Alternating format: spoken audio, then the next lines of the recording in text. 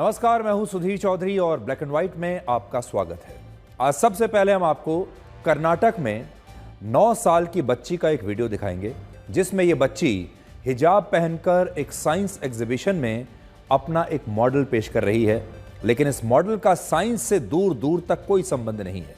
इस मॉडल में इस छोटी सी बच्ची ने 2 कब्र दिखाई हैं, जिसमें बुर्का पहनने वाली महिला की कब्र को जन्नती औरत कहा गया है, जबकि बुर्का न पहनने वाली एक महिला के लिए यह कहा गया है कि उसके शव को सांप और बिच्छू खा जाएंगे। इस खबर को दिखाने के पीछे हमारा मकसद सिर्फ ये है कि हम देश को ये बताना चाहते हैं कि जब इतनी छोटी सी उम्र में बच्चों के दिमाग को धर्म के नाम पर ब्रेन वॉश किया जाता है तो कैसे पूरी की पूरी पीढ़ियां भटक जाती हैं। इसके बाद वो सवाल जो पूरा देश आज पूछ रहा है, और वो ये है कि दिल्ली हाई कोर्ट के एक जज के घर पर करोड़ों रुपए का कैश मिला, तब भी उस जज के खिलाफ कोई एक्शन क्यों नहीं हुआ, जबकि इतना ही पैसा अगर किसी सरकारी अफसर या व्यापारी के घर पर मिला होता तो अब तक उसकी गिरफ्तारी हो चुकी होती। इस घटना में एक बड़ा सवाल यह भी है कि अगर न्यायाधीश ही न्याय और कानून से ऊपर हो जाएंगे तो न्यायपालिका में फैल रहे भ्रष्टाचार को हम कैसे रोकेंगे, देश को न्याय कैसे मिलेगा। और आखिर में आपको यह दिखाएंगे कि चीन ने कैसे अपने artificial intelligence tool deep seek का इस्तेमाल अपनी सेना में शुरू कर दिया है। यानी अब भविष्य के युद्ध भी एआई की मदद से लड़े जाएंगे।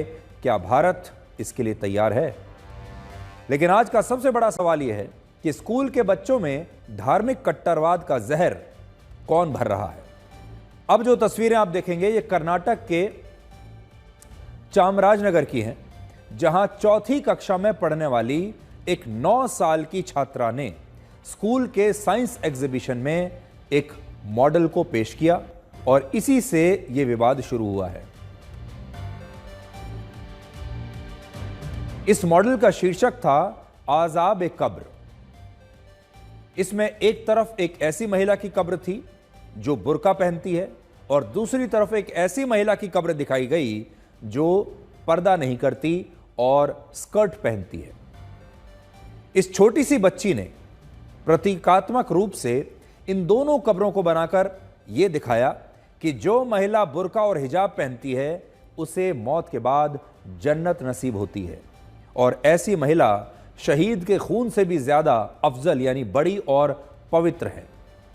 लेकिन जो मुस्लिम महिला बुर्का या हिजाब नहीं पहनती हैं, ऐसी महिला को मौत के बाद जहन्नुम नसीब होता है और उसके शव को सांप और बिच्छू खाते हैं।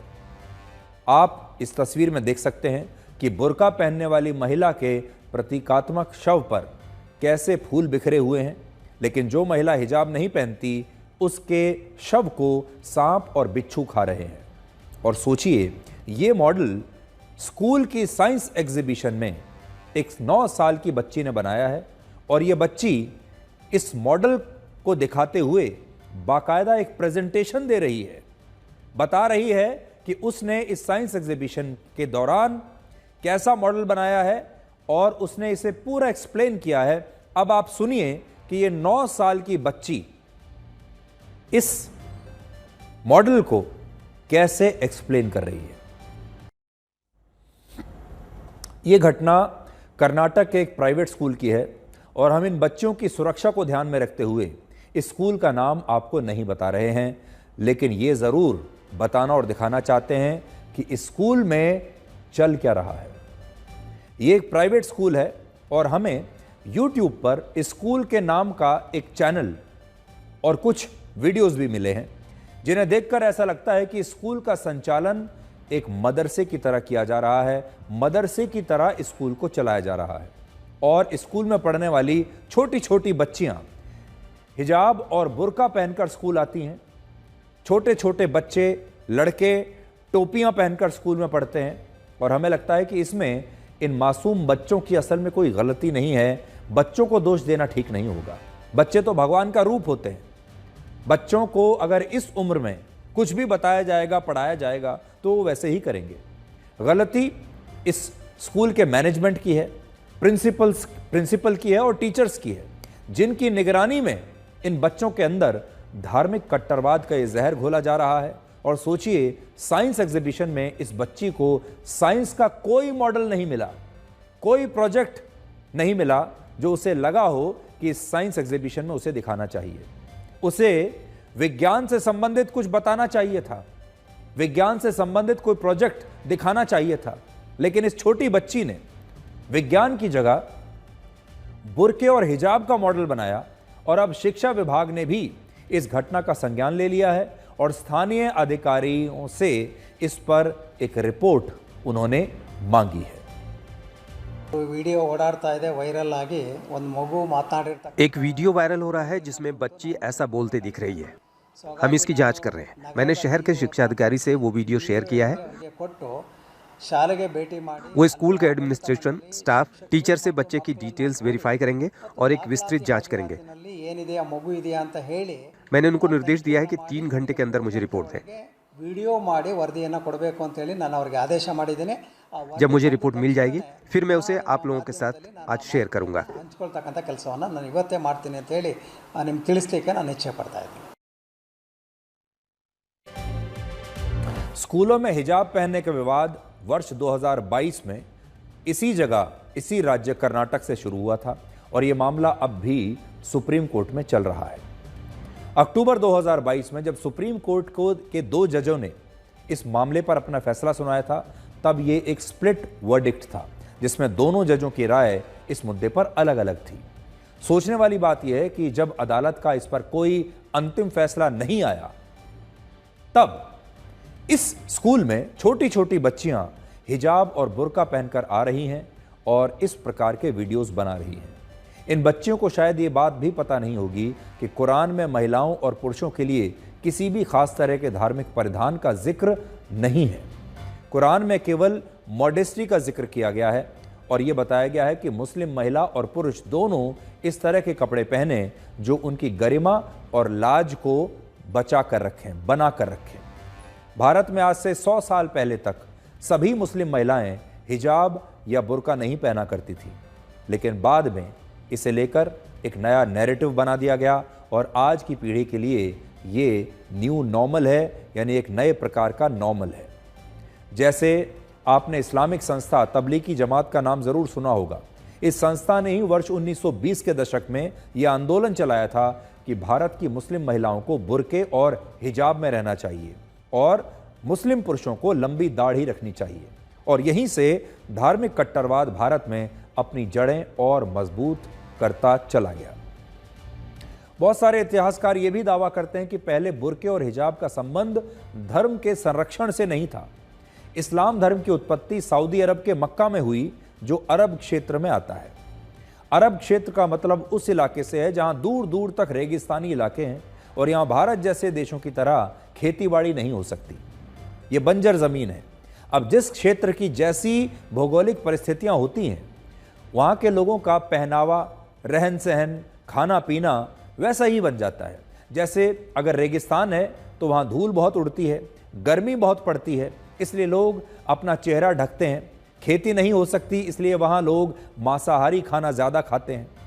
और अपने चेहरे को ढकना, इस तरह का परिधान पहनना जिसमें गर्मी कम लगे और मांसाहारी होना, ये अरब के लोगों को वहां की भौगोलिक परिस्थितियों से मिला है, ना कि सिर्फ अकेले इस्लाम से। और जब वहां इस्लाम धर्म की उत्पत्ति हुई तो लोगों ने इसे धर्म का ही एक हिस्सा मान लिया, यानी जो उनका रहन सहन था उसे उन्होंने इस्लाम के साथ ही जोड़ लिया। उदाहरण के लिए अरब देशों में पुरुषों द्वारा इस तरह के गाउन पहने जाते हैं, जैसा अभी आप देख रहे हैं, जिसमें सिर पर एक कपड़ा बांधा होता है, जबकि शरीर पर गर्दन से लेकर पैरों तक एक पूरा कुर्ते जैसा या एक गाउन जैसा परिधान होता है। यह अरब देशों के लोगों की पारंपरिक वेशभूषा है और ऐसा माना जाता है कि इसके पीछे अरब की भौगोलिक परिस्थितियां, वहां का मौसम, वहां का जो परिस्थितियां हैं, वो बड़ी वजह है। और वहां पुरुषों द्वारा भी इसी प्रकार का गाउन पहना जाता है जिससे उन्हें गर्मी कम लगे। लेकिन क्या ये बातें स्कूल में पढ़ने वाली इन छोटी छोटी बच्चियों को बताई गई हैं? इन बच्चियों को तो बस ये पता है कि जो महिलाएं बुर्का और हिजाब नहीं पहनती वो महिलाएं ठीक नहीं होती। उनकी मौत के बाद उनके शव सांप और बिच्छू खा जाते हैं और वो उन्हें जन्नत नसीब नहीं होती, बल्कि वो जहन्नुम में जाती हैं। ऐसा नहीं है कि ये सारी बातें कभी हमारी अदालतों ने नहीं कही। मार्च 2022 में जब कर्नाटक हाई कोर्ट के 3 जजों ने यह फैसला सुनाया था कि हिजाब पहनना इस्लाम धर्म में अनिवार्य नहीं है और मुस्लिम छात्राओं को स्कूल में इसे पहनने की इजाजत नहीं मिल सकती, तो इन तीनों जजों को कुछ कट्टरपंथियों की तरफ से जान से मारने की धमकियां मिलने लगी। इन जजों को ऐसे वीडियोस भेजे गए जिनमें कहा गया था कि वो भले ही जज होंगे, लेकिन गैर मुस्लिम होकर उन्हें इस्लाम पर टिप्पणी करने का कोई अधिकार नहीं है, और अगर इन जजों ने ऐसा कुछ किया तो उन्हें इसके गंभीर परिणाम भुगतने होंगे। हैरानी की बात यह है कि तब इन कट्टरपंथियों के डर से इन तीनों जजों को ही वाई श्रेणी की सुरक्षा देनी पड़ी थी। आज आपको यह भी सोचना होगा कि अगर ये बच्चे स्कूल में इस धार्मिक कट्टरवाद को सीखकर बड़े हो रहे हैं, तो बड़े होने के बाद भविष्य में ये कैसे नागरिक बनेंगे, कैसे लोग बनेंगे। कल्पना कीजिए जब ये बच्चे कॉलेज में जाएंगे या किसी दफ्तर में काम करेंगे और वहाँ पर ये किसी मुस्लिम छात्र को या किसी मुस्लिम पुरुष को बिना टोपी के और किसी मुस्लिम महिला को बिना हिजाब के देखेंगे, तो ये लोग उनके बारे में क्या सोचेंगे। और जो जहर इन बच्चों के दिमाग में अभी बचपन में भरा जा रहा है, वो इन बच्चों को भविष्य में किस रास्ते पर लेकर जाएगा। आगे चलकर जब ये ऐसे लोगों के साथ रहेंगे जो हिजाब नहीं पहनते, जो सिर पर टोपी नहीं पहनते, ये उन लोगों के बारे में कैसी राय रखेंगे, आप खुद समझ सकते हैं। जब भारत के एक स्कूल में 9 साल की बच्ची साइंस एग्जीबिशन में हिजाब और बुर्के का मॉडल बना रही है, तब अमेरिका के बच्चे क्या कर रहे हैं, आज वो भी आपको देखना चाहिए। एक तुलना करते हैं भारत में इस बच्ची का अमेरिका के एक दूसरे बच्चे से। अमेरिका में एक 13 साल के बच्चे ने अपने बेडरूम में न्यूक्लियर फ्यूजन रिएक्टर बना लिया, जिसके बाद FBI की एक टीम इस बच्चे के घर पर पहुंच गई। जब 2 हल्के परमाणु आपस में टकराकर एक भारी परमाणु यानी न्यूक्लियर बनाते हैं, तो इस प्रक्रिया को न्यूक्लियर फ्यूजन रिएक्टर कहते हैं। और इस बच्चे ने भी अपने बेडरूम में इसी फ्यूजन रिएक्टर को बना लिया था। और अगर ये रिएक्टर एक बड़ा फ्यूजन प्लांट लगाने में सफल होता है, तो दुनिया को कभी खत्म न होने वाली बिजली या ऊर्जा इससे मिल सकती है। और इसके लिए इस 13 साल के बच्चे का नाम Guinness book of world record में दर्ज हुआ है। जरा 2 तस्वीर देखिए ब्लैक एंड व्हाइट की तरह। भारत में एक 9 साल की बच्ची साइंस एग्जीबिशन में क्या दिखा रही है, और अमेरिका के स्कूल में पढ़ने वाला एक बच्चा क्या कर रहा है। यह अमेरिका की नई पीढ़ी है और यह भारत की एक नई पीढ़ी है। और भारत में यह सब कुछ हो रहा है धर्मनिरपेक्षता के नाम पर, धार्मिक आजादी और स्वतंत्रता के नाम पर। अब इससे आप अंदाजा लगा सकते हैं कि इन दोनों बच्चों में क्या अंतर है। इन दोनों बच्चों की जो परिवार हैं, इनके माता पिता हैं, उनकी सोच में क्या अंतर है। इन दोनों बच्चों के स्कूल में जो पढ़ाया जा रहा है, इनके दिमाग में जो भरा जा रहा है, उसमें कितना बड़ा अंतर है। और आप अपने बच्चे को इन दोनों में से कौन सा बच्चा बनाना चाहेंगे। अब वो सवाल जो पूरा देश पूछ रहा है, जो पूरा भारत पूछ रहा है, और वो सवाल ये है कि दिल्ली हाई कोर्ट के एक जज के घर पर करोड़ों रुपए का कैश मिला एक कमरे में, और तब भी उस जज के खिलाफ अभी तक कोई सख्त एक्शन क्यों नहीं हुआ। पूरे देश के लोग ये सवाल पूछ रहे हैं। जब इस घटना में बहुत कुछ छिपाने की कोशिश हो रही है और बड़े बड़े सरकारी अधिकारी अपने लगातार बयान बदल रहे हैं, तब सुप्रीम कोर्ट ने खुद ही इस घटना का एक ऐसा वीडियो जारी कर दिया जिसमें साफ साफ दिख रहा है कि 14 मार्च को जब दिल्ली में जस्टिस यशवंत वर्मा के सरकारी बंगले में आग लगी, तब इस आग में बोरों में भरे गए 500-500 रुपए के बहुत सारे नोट भी जल गए थे। ये वो वीडियो है। और फायर डिपार्टमेंट के जिन कर्मचारियों ने ये वीडियो बनाया था, वो खुद इस वीडियो में इन नोटों की पुष्टि कर रहे थे। पीछे से उनकी आवाजें भी आ रही हैं, और जाहिर है जब ये वीडियो उन्होंने बनाया होगा तो फायर डिपार्टमेंट के जो कर्मचारी आग बुझाने गए होंगे, उन्होंने इतनी बड़ी मात्रा में जब ये कैश देखा तो तो उनकी आंखें भी फटी के फटी रह गई होंगी। जज के घर में गए तो थे आग बुझाने के लिए, और एक कमरे में इतना कैश उन्हें जब देखने को मिलता है और नोट जल रहे हैं आग में, तो जाहिर है उन्होंने सबसे पहला काम तो यह किया होगा कि इसका एक वीडियो बना लिया। लेकिन यह वीडियो अचानक से पहले तो किसी के पास था नहीं, और फिर सुप्रीम कोर्ट ने ही खुद इस वीडियो को जारी कर दिया, और यह इस घटना का सबसे बड़ा सबूत है। पहले आप वीडियो देख लीजिए, फिर इसके बारे में आपको बताएंगे।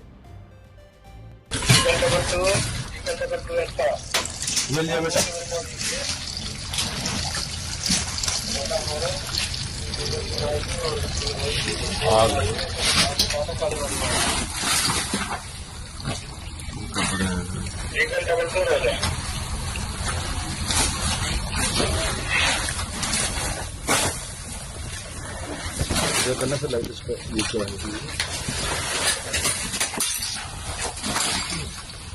सब कर देखा फिर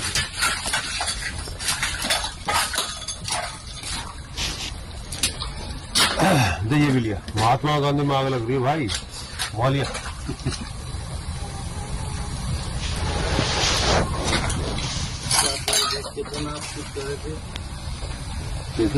ये भी लिया बेटा।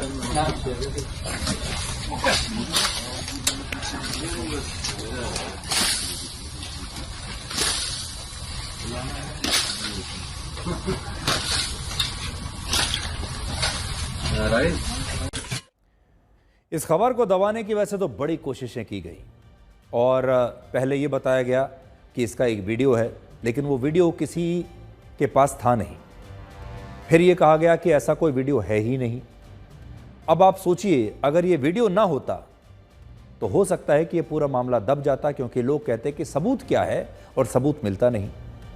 लेकिन फिर ये अचानक से वीडियो आ गया और देश ने देख लिया कि वाकई जब आग लगी थी तो फायर ब्रिगेड के अधिकारियों ने ही, उनके कर्मचारियों ने ही आग बुझाते समय ये वीडियो बना लिया, जिसमें आप देख सकते हैं कि बड़ी संख्या में नोट जल रहे हैं। अब तक ये स्पष्ट नहीं हुआ है कि जस्टिस यशवंत वर्मा के सरकारी बंगले में कितना कैश रखा था और इसमें कितना पैसा जल गया। कोई कहता है 50 करोड़ है, कोई कहता है 10 करोड़ है, कोई कहता है 500 करोड़ है, लेकिन इसकी आधिकारिक पुष्टि अभी भी नहीं है कि कितना है। लेकिन बड़ी बात यह है, चाहे ये 5 करोड़ है या ये 50 करोड़ है, इससे कोई फर्क नहीं पड़ता। बड़ी बात यह है कि इतना कैश एक दिल्ली हाई कोर्ट के जज के घर में क्या कर रहा था। बड़ी बात यह है, सुप्रीम कोर्ट के मुख्य न्यायाधीश जस्टिस संजीव खन्ना ने खुद इस वीडियो को जारी करते हुए इस मामले की जांच के लिए 3 जजों की एक कमेटी बना दी है। इस कमेटी में कौन कौन है? इनमें पंजाब हरियाणा हाई कोर्ट के मुख्य न्यायाधीश जस्टिस शील नागू हैं, हिमाचल प्रदेश हाई कोर्ट के मुख्य न्यायाधीश जस्टिस GS संगवालिया हैं, और कर्नाटक हाई कोर्ट के मुख्य न्यायाधीश जस्टिस अनु शिवरामन हैं। और यह कमेटी अब यह पता लगाएगी कि जस्टिस यशवंत वर्मा के घर पर इतना सारा कैश कहां से आया, ये कैश किसका था, ये पैसा किसने दिया था, क्यों दिया था, क्या यह भ्रष्टाचार का मामला है या फिर जस्टिस यशवंत वर्मा को फंसाया जा रहा है। अब यह कमेटी तय करेगी। जस्टिस यशवंत वर्मा ने इस मामले में अपने खिलाफ इस पूरे वाकया को एक साजिश बताया है, और उनका कहना है कि जिन कमरों में आग लगी वहां पुराना फर्नीचर और बेकार का सामान रखा जाता था, और उन कमरों में बहुत सारे लोग आते जाते थे। ये सारे कमरे खुले हुए थे, इनमें कोई भी आ जा सकता था। जबकि पुलिस का कहना है कि इन कमरों में ताला लगा हुआ था और आग लगने के बाद इन तालों को तोड़ा गया क्योंकि इन कमरों में आग लग गई। अब आप सोचिए, जज साहब की किस्मत कितनी खराब है कि उन्होंने पैसा तो अपने कमरे में भर लिया, अपने सरकारी बंगले में, और एक दिन वो बाहर चले गए और पीछे से घर में आग लग गई। अगर ये आग ना लगती, अगर ये दुर्घटना ना हुई होती, तो शायद जीवन भर इस पैसे के बारे में किसी को पता नहीं चलता। लेकिन किस्मत खराब निकली और आग लग गई। अब इसमें भी ये कहानी जब आप सुनेंगे ना, तो आपको यह लगेगा कि कहीं ना कहीं कुछ दाल में काला जरूर है, क्योंकि इस मामले में पुलिस और फायर डिपार्टमेंट के अधिकारियों पर दबाव होने का आरोप लग रहा है। और वो आरोप क्यों लग रहा है? 14 मार्च की इस घटना के बाद दिल्ली पुलिस ने 15 मार्च को अपनी एक रिपोर्ट दी और इस रिपोर्ट में बताया गया कि जस्टिस यशवंत वर्मा के सरकारी बंगले के एक कमरे में कई बोरियां नोटों से भरी हुई मिली, जिनमें से 4 से 5 बोरियों में रखा हुआ कैश इस आग की घटना में जल गया। पुलिस की इस रिपोर्ट के बाद 15 मार्च को ही रात में दिल्ली हाई कोर्ट के रजिस्ट्रार ने इस घटना स्थल का दौरा किया और उन्होंने अपनी रिपोर्ट में कैश मिलने का कोई जिक्र किया ही नहीं। और उनके मुताबिक आग लगने के बाद कमरों में अध जला मलबा मिला था, लेकिन वहां पर कोई कैश नहीं था। अब सोचिए, एक एजेंसी कह रही है कि कैश मिला है और दूसरी एजेंसी कह रही है कि कैश नहीं मिला है। इसके बाद दिल्ली पुलिस ने भी अपनी एक नई रिपोर्ट पेश की जो 15 मार्च की पिछली वाली रिपोर्ट से अलग थी और इसमें जस्टिस यशवंत वर्मा के घर से कैश मिलने का कोई जिक्र नहीं था। यानी ऐसा लगता है कि इस रिपोर्ट को बाद में बदल दिया गया। आपको भी लग रहा होगा कि यह हो क्या रहा है, कभी कैश मिलता है कभी नहीं मिलता है। एक रिपोर्ट में कहते हैं कि कैश मिला है, दूसरी रिपोर्ट में कहते हैं कि कोई कैश नहीं मिला है।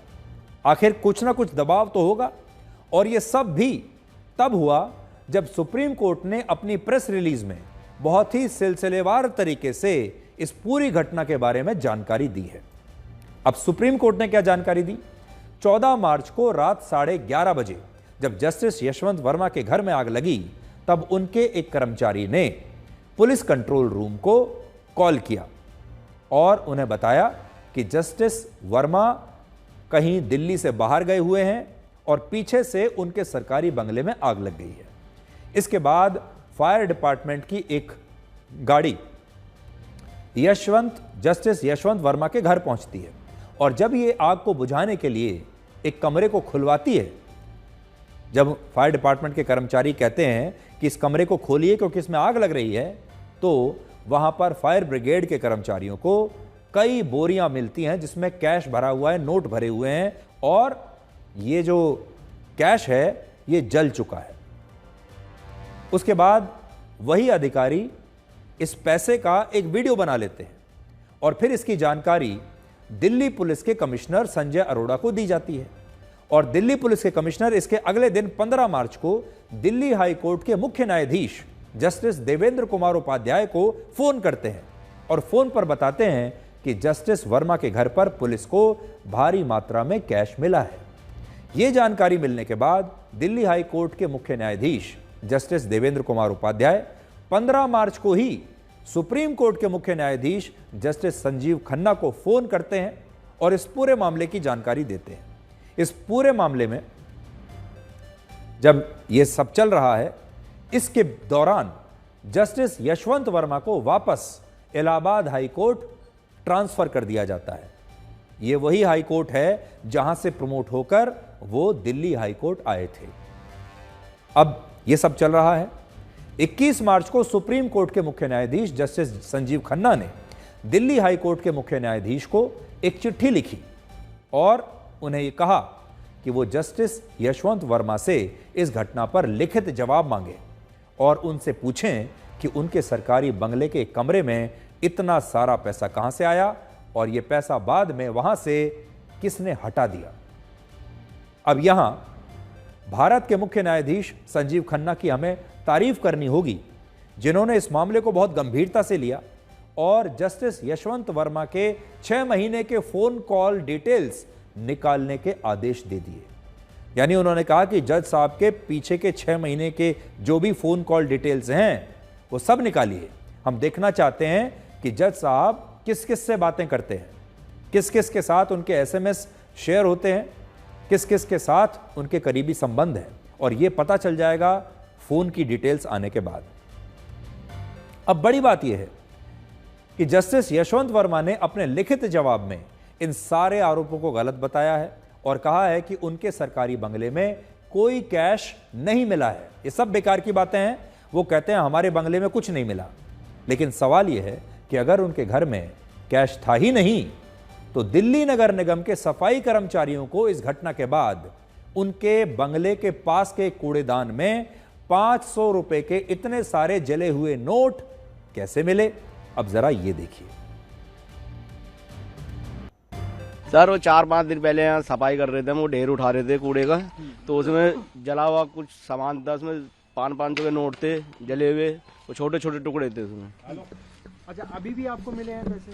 नहीं सर, ये उसी दिन के हैं जब हमने सफाई करी थी। अभी हाँ, 1-2 टुकड़े मिले हैं बस। पैसे के नोट थे वो? हाँ, नोट 500 का जला हुआ नोट था, टुकड़ा था। अच्छा, 4-5 दिन पहले यहाँ पे आग लगी थी, तब भी यहीं पे नोट थे? नहीं सर, हमें ये नहीं पता कहाँ आग लगी है कहाँ नहीं लगी, हमारा काम तो कूड़ा उठाने का है। तो हमने कंप्लेंट आई थी यहाँ पे, वो कूड़ा उठा रहे थे हम, जैसे रोजमर्रा उठाते हैं हम, तो जब उसमें मिले थे हमें। हम कूड़ा गाड़ी पर काम करते हैं, कूड़ा उठाते हैं हम, तो मेरे 4-5 दिन हो गए, हमें 500 के नोट जले हुए मिले थे। अच्छा। हाँ। और अब भी मिले थे वहाँ पड़े हुए नोट। अभी जब आप यहाँ पर आके सफाई कर रहे थे, हाँ, कट्टों के साथ आपको नोट मिले? हाँ, उस दिन मिले थे और अब भी मिले हैं। अभी नोट मिले हैं? अभी मिले थे, छोटे छोटे टुकड़े। तो अब आप देख लीजिए, जज साहब मना कर रहे हैं कि उनके घर में कोई कैश नहीं मिला। दिल्ली पुलिस की रिपोर्ट कभी कहती है कि मिला है, कभी कहती है कि नहीं मिला है। इसी प्रकार से फायर डिपार्टमेंट के जो बयान है वो भी बदल जाते हैं, कभी कहते हैं मिला है, कभी कहते हैं कि कोई कैश नहीं मिला है। लेकिन उसके बाद ये वीडियो सामने आ जाता है और वीडियो में पूरे देश ने देख लिया कि वहाँ नोट तो थे। अब इस बात से क्या फ़र्क पड़ता है कि 5 करोड़ थे, 50 करोड़ थे या 500 करोड़ थे? ये कहना तो अब किसी के लिए भी मुश्किल है और शायद बहुत गहन जांच जब होगी तभी पता चलेगा कि ये जो पैसा है असल में इसकी असली संख्या क्या थी। हमारी जो अदालतें हैं वो हमारे देश में न्याय की आखिरी उम्मीद मानी जाती हैं। एक आम आदमी को यही लगता है कि उन्हें चाहे हर जगह से अन्याय मिल जाए, लेकिन एक ना एक दिन अदालत से उन्हें न्याय जरूर मिलेगा। आज भी आपने देखा होगा कि एक आम आदमी जब मुसीबत में फंसता है तो यही कहता है कि मैं आपके ऊपर केस कर दूंगा, मैं अदालत जाऊंगा और अदालत में जाकर मैं केस लड़ूंगा, क्योंकि उसे कहीं ना कहीं ये उम्मीद होती है कि अंतिम न्याय जो है वो उसे अदालत से ज़रूर मिल जाएगा। ये आम आदमी की मैं एक बात आपको बता रहा हूँ। लेकिन इन जज साहब के घर से मिले कैश ने एक आम भारतीय के मन में भारत की न्यायपालिका और जजों के प्रति एक नया शक पैदा कर दिया है। हमारे देश में अगर कोई व्यक्ति भ्रष्टाचार के मामले में पकड़ा जाता है तो कोर्ट में यही जज उसका फैसला करते हैं, लेकिन कोर्ट में फैले भ्रष्टाचार पर ना तो कभी कोई बात होती है, ना ही इससे जुड़ी शिकायतों पर आपने कभी किसी कार्रवाई की खबर देखी होगी या पढ़ी होगी। हमारे देश में हमारे जो जज हैं अदालतों में जो बैठे हैं वो पूरे देश को न्याय देते हैं, लेकिन अगर वो जज भ्रष्टाचार करें तो फिर न्याय कौन देगा? इनकी जांच कौन करेगा? वर्ष 2022 में राज्यसभा में यह बताया गया था कि वर्ष 2017 से 2021 के बीच अलग अलग हाई कोर्ट और सुप्रीम कोर्ट के जजेस के खिलाफ भ्रष्टाचार और दूसरे मामलों को लेकर 1631 शिकायतें दर्ज हुई थी। लगभग 1600 शिकायतें सुप्रीम कोर्ट और हाई कोर्ट के जजों के खिलाफ दर्ज हुई, लेकिन इन 1500 शिकायतों पर क्या कार्रवाई हुई इसकी जानकारी आज तक किसी के पास नहीं है। आमतौर पर जब किसी सामान्य व्यक्ति पर, किसी सरकारी अफसर पर, किसी व्यापारी पर, बिजनेसमैन पर, उद्योगपति पर भ्रष्टाचार का कोई आरोप लगता है तो ऐसे मामलों में तो उसे गिरफ्तार कर लिया जाता है, लेकिन जजों के मामले में ऐसा नहीं होता और उन पर एक अलग तरह से कार्रवाई की जाती है। यह कार्रवाई सुप्रीम कोर्ट की आंतरिक जांच समिति करती है और इस जांच समिति में जजों को ही शामिल किया जाता है, यानी जज ही दूसरे जज की इंक्वायरी करते हैं। यानी जजों के भ्रष्टाचार के मामले में भी जांच जज ही करते हैं। एक और अंतर्राष्ट्रीय रिपोर्ट कहती है कि भारत में आंतरिक जांच समितियों की कार्रवाई कभी भी प्रभावी नहीं होती और ये आंतरिक जांच समितियां दोषी जजों को सजा दिलाने में अक्सर नाकाम रहती हैं। जस्टिस यशवंत वर्मा जिस इलाहाबाद हाई कोर्ट में पहली बार जज बने थे, उसी हाई कोर्ट के एक जज ने वर्ष 1975 में इंदिरा गांधी को चुनाव में धांधली करने का दोषी मानते हुए एक ऐतिहासिक फैसला सुनाया था, जिसमें इंदिरा गांधी की लोकसभा की सदस्यता को रद्द कर दिया गया था और इंदिरा गांधी को प्रधानमंत्री के पद से इस्तीफा देने का फैसला इसी हाईकोर्ट के जज ने सुनाया था। और इसी फैसले के बाद इंदिरा गांधी ने भारत में इमरजेंसी लगा दी थी। इलाहाबाद हाई कोर्ट के एक जज के फैसले के बाद इस देश में क्या क्या हुआ वो आप देख सकते हैं। अगर वो जजमेंट ना आया होता तो शायद देश में इमरजेंसी ना लगती। कहने का मतलब यह है कि धांधली के मामले में एक जज ने देश के प्रधानमंत्री को उनके पद से हटवा दिया, लेकिन इसी देश में आज तक किसी जज के खिलाफ महाभियोग का कोई प्रस्ताव पास नहीं हो पाया और ना ही किसी जज को हटाया गया है। फरवरी 2018 में सुप्रीम कोर्ट ने कहा था कि सभी सांसदों और विधायकों को चुनावों के दौरान न सिर्फ अपनी संपत्ति घोषित करनी होगी बल्कि अपनी आमदनी का सोर्स भी बताना होगा। लेकिन क्या आप जानते हैं कि जो जज नेताओं को लेकर ये सारे फैसले सुनाते हैं कि नेताओं को अपनी संपत्ति डिक्लेयर करनी पड़ेगी, जो जज नेताओं को भ्रष्टाचार के मामले में बताते हैं कि कौन दोषी है कौन नहीं है, वही जज अपनी संपत्ति का ब्यौरा सार्वजनिक नहीं करते। देश में कुल 25 हाईकोर्ट हैं जिनमें 763 जज काम करते हैं और उनमें से केवल 7% जजों ने ही अपनी संपत्ति की जानकारी सार्वजनिक रूप से दी है। यानी केवल 49 जज ऐसे हैं जिन्होंने अपनी संपत्ति का ब्यौरा दिया और बाकी के 714 जजों ने आज तक अपनी संपत्ति को सार्वजनिक नहीं किया है। What bothers me is that the incident happened and did not immediately surface. If it happens with a politician, he becomes a target, a bureaucrat, an industrialist immediately. And therefore, systemic response, which is transparent, accountable, effective, I am sure will be on the way. Supreme court का बहुत अभिनंदन करूंगा क्योंकि transparency ये हमारा judiciary का एक आत्मा है और मैं हमेशा यही कहता हूं कि कोई भी राष्ट्र की स्टेबिलिटी 2 फैक्टर्स पर डिपेंड रहती है। पहली बात तो आम आदमी का विश्वास उस देश के करेंसी पे होना चाहिए और दूसरी बात आम आदमी का उस देश की न्यायपालिका विश्वास होना चाहिए। सिर्फ ट्रांसफर, सस्पेंड या टर्मिनेशन ये तो नहीं चलता है, लेकिन इसके बारे में क्रिमिनल प्रोसिक्यूशन भी हो सकता है और हमारे पार्लियामेंट को ये तय करना होगा कि इस प्रकार अगर कोई न्यायाधीश जिसके बारे में उनके बारे में इम्पीचमेंट लाना क्या नहीं, ये भी जरूरी है। देखिए उसमें सुप्रीम कोर्ट कार्रवाई कर रहा है और आपके ध्यान में भी आया 3 जिसमें 2 तो ऑनरेबल हाई कोर्ट के चीफ जस्टिस हैं और एक जज हैं हाई कोर्ट के, उनकी कमेटी की रिपोर्ट आने दो फिर बताएंगे। बहुत चीज इस बात पर निर्भर करेगी कि जज लोग किसको मिलेंगे, क्या देखेंगे। ये बात तो सही है कि जब वो जाएंगे और अगर सुप्रीम कोर्ट के जज हैं तो सरकार ही बताएगी किससे बात करनी है। ऐसा तो कोई है नहीं कि वो एक अननोन इन्वेस्टिगेटर की तरह, फील्ड रिपोर्टर की तरह जमीन पर चले जाएं और सही स्थिति पता करें। तो जब तक आप सरकार के तामझाम से अलग हटके स्थानीय स्थितियों को नहीं पता करते, पूरा सच तो आपको नहीं पता चलेगा। So much of amounts have been recovered. It is unbelievable. In one place it has been recovered. We do not know how many places it is there. न्यायपालिका को, न्यायाधीश को लोग भगवान के रूप में देखते हैं। बाकी फैसला तो सुप्रीम सीजीआई को करना है, वो क्योंकि उन्हीं को फैसला लेना है। लेकिन मैंने आपको 1-2 लाइन की बात कही है कि न्यायपालिका का भरोसा जनता में रहना चाहिए और न्यायाधीश को लोग भगवान के रूप में देखते हैं। तबादला नहीं, बाकी अन्य बातें तो बाद, अब तो व्यवहार, अब तो सुप्रीम कोर्ट के कोलिजियम एडमिनिस्ट्रेशन के व्यवहार का मसला है। सुप्रीम कोर्ट के चीफ जस्टिस साहब हंसराज HR खन्ना साहब की फैमिली से हैं। HR खन्ना का मतलब होता है हिंदुस्तान में एक भगवान, डेमोक्रेसी का भगवान कहा जाता है उन्हें। HR खन्ना साहब डेमोक्रेसी के भगवान माने जाते हैं। उस परिवार से है हमारे सीजीआई, बहुत भरोसा है हमको उनके ऊपर। लेकिन आज उस भरोसे का क्या हो रहा है? जिद है, बच्चों वाली जिद है, ये बच्चों वाली जिद है। यशवंत वर्मा साहब एक जज को बचाने के लिए पूरे हिंदुस्तान की डेमोक्रेसी स्टेक पे लाया जा रहा है, पूरे हिंदुस्तान को खतरे में डाला जा रहा है। जुडिशियल ऑटोक्रेसी पर दोबारा विचार करना पड़ेगा। गवर्नमेंट से हम अपील करते हैं कि गवर्नमेंट इसमें इंटरवीन करे और इस मुद्दे का सोल्यूशन गवर्नमेंट मिलकर निकाले। सर ये माना जाएगा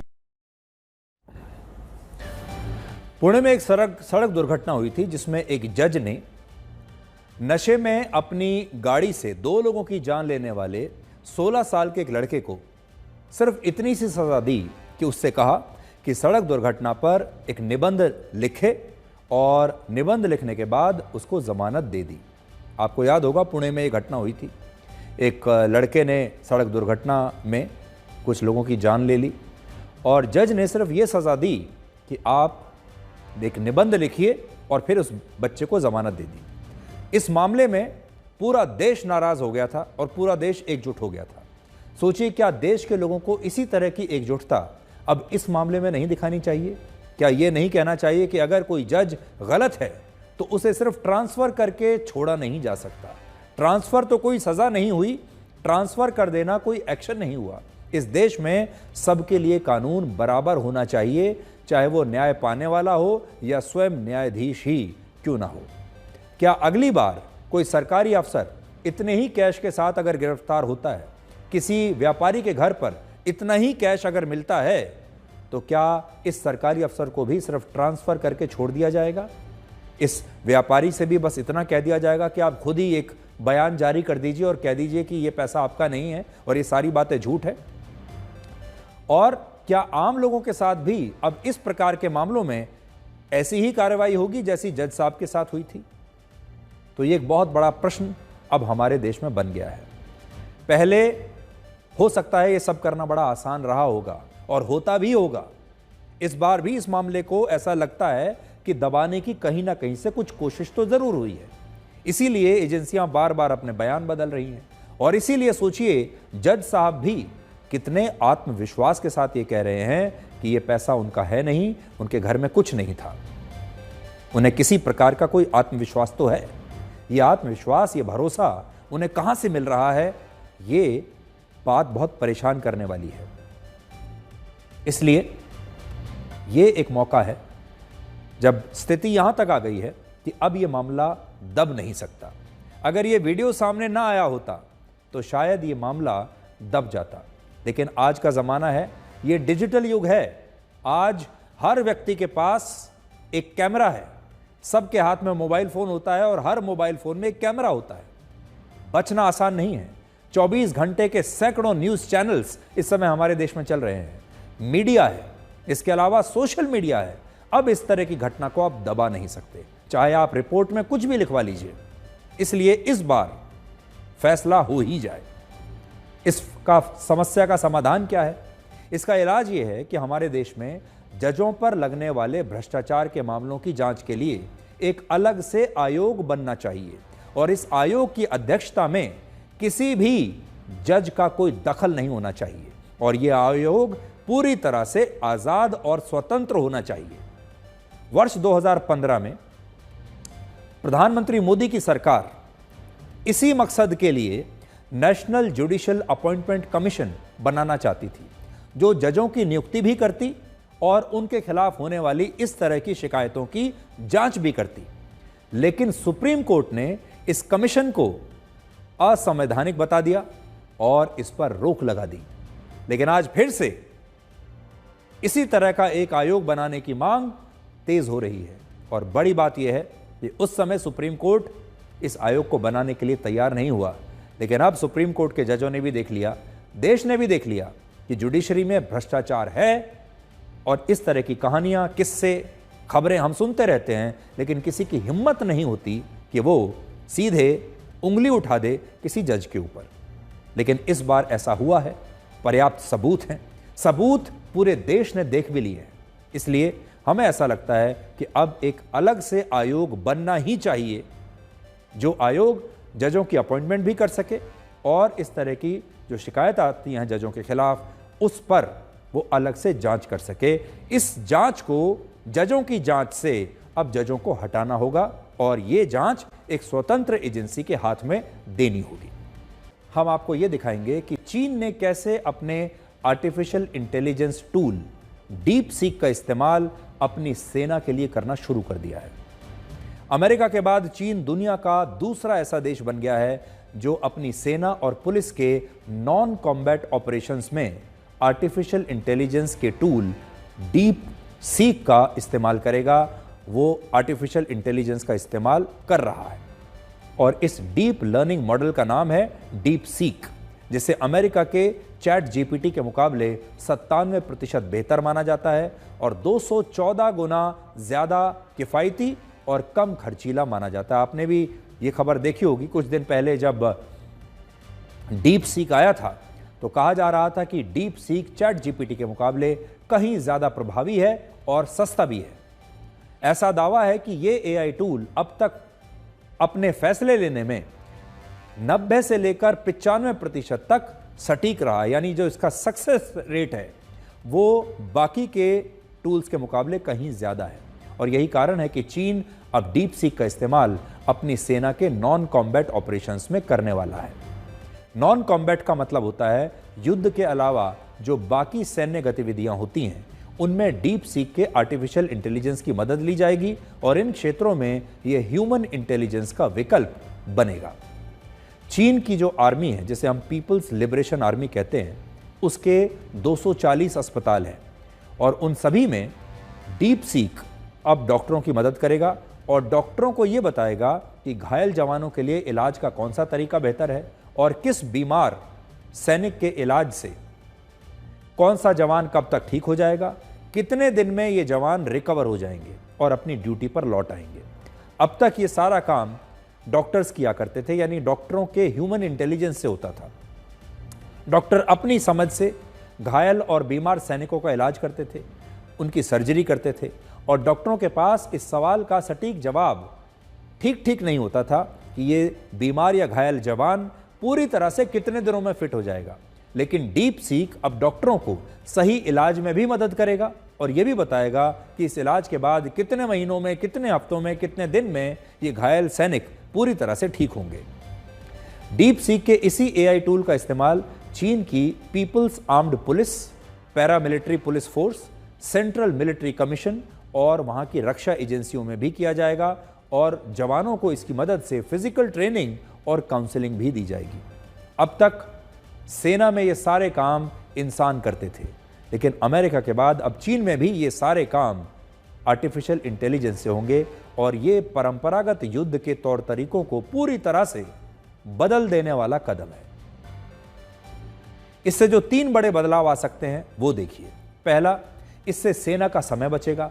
दूसरा, इससे सेना और हथियारों के रखरखाव का खर्चा कम हो सकता है। तीसरा, इससे सेना की कार्यक्षमता भी बढ़ जाएगी। उदाहरण के लिए अगर किसी युद्ध में कुछ हजार सैनिक एक साथ एक हमले में घायल हो जाते हैं तो डीप सीक ये बता पाएगा कि इन जवानों को ठीक होने में कितना समय लगेगा और ये किस तारीख से सेना में अपनी सेवाएं दोबारा दे पाएंगे और इस दौरान अगर ये ठीक पता चल जाए तो फिर बाकी जो रिसोर्सेज हैं सेना उनका ठीक से इस्तेमाल कर पाएगी। इससे यह पता चलेगा कि चीन में हर साल इलाज कराने वाले जवानों में सबसे ज्यादा बीमारियां कौन सी होती हैं, इन बीमारियों को सेना से खत्म करने के लिए कौन सी योजना, कौन सी दवाई अपनानी चाहिए। अगर ये एआई टूल आज से 15 साल पहले आ गया होता तो अमेरिका, ब्रिटेन, मैक्सिको, सऊदी अरब और ऑस्ट्रेलिया जैसे देशों की सेनाओं में इतना मोटापा ना फैलता। चीन की सेना की औसत आयु भी 39 वर्ष ना होती, जो भारत की सेना की औसत आयु से 7 वर्ष ज्यादा है। यानी चीन की सेना अब बूढ़ी हो रही है। डेटा लर्निंग के लिए इस्तेमाल होने वाला एआई टूल हथियारों से लेकर सेना की कार्यक्षमता में अभूतपूर्व बदलाव ला सकता है। इनसे सेना अपने हथियारों, अस्पतालों और सैनिकों का बेहतर और सुरक्षित इस्तेमाल कर सकती है। अगर इस एआई टूल का इस्तेमाल युद्ध क्षेत्र के लिए शुरू हो गया तो चीन, भारत और पूरी दुनिया के लिए एक बहुत बड़ी चिंता बन जाएगा, एक बहुत नई चुनौती बन जाएगा।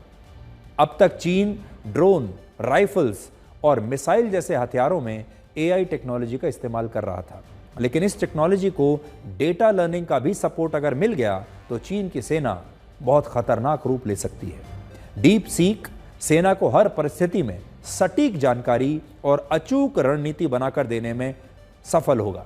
और सक्षम होगा और इसके पास सेना के हर सवाल का जवाब होगा।